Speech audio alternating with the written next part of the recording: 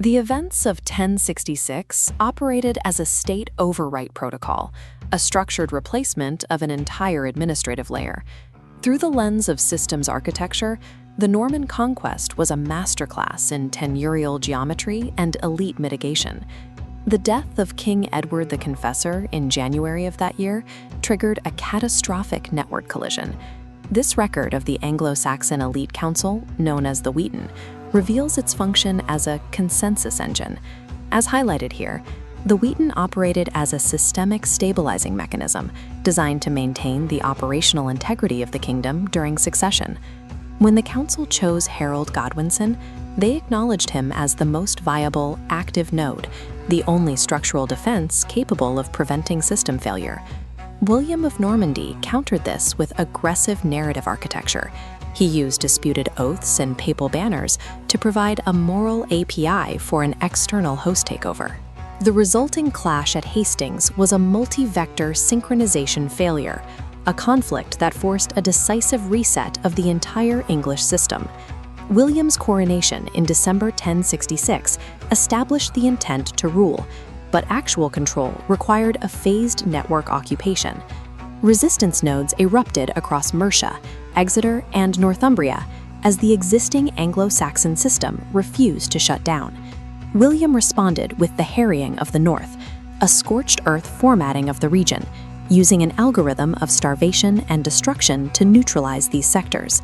This specific callout describes the harrying as a method to ensure zero future yield for insurgent forces. By flattening the agricultural output of the northern grid, William eliminated the biological and economic fuel required for continued resistance. This move ensured the permanent overwrite of the northern aristocracy, removing their ability to power the old system. To maintain control, the Normans re-engineered physical space. Anglo-Saxons relied on burhs, distributed defensive grids protecting the populace. The Normans introduced the Motte and Bailey Castle instead. These private, coercive structures were instruments of internal nano-confinement, designed for elite extraction over communal defense. William dropped these castles into hostile urban environments to physically enforce the new hierarchy. This architectural shift transformed fortifications from public shields into engines of elite domination. The 1066 protocol culminated in the total transfer of land. By 1086, Norman and continental allies held 90% of English soil. William achieved this through a root privilege escalation. As the archives show, he claimed ultimate, unmediated ownership of all English land for the crown.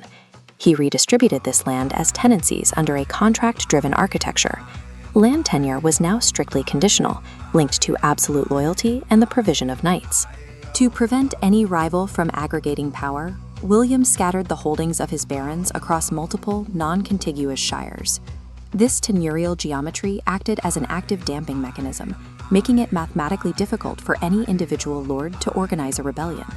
While the elite canopy was replaced, the societal roots remained.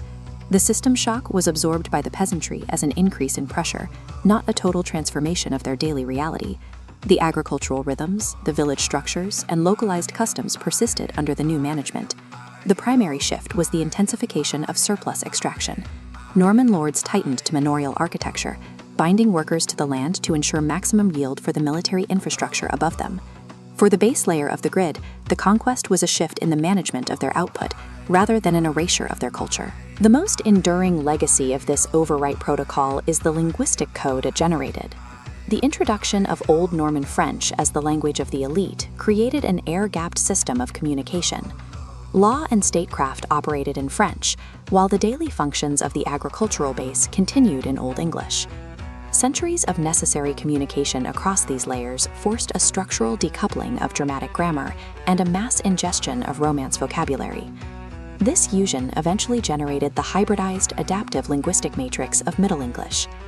By preserving the underlying administrative machinery of the English shires while overwriting the management layer, the Norman architects engineered a centralized state that would remain a dominant force in Europe for the next several centuries.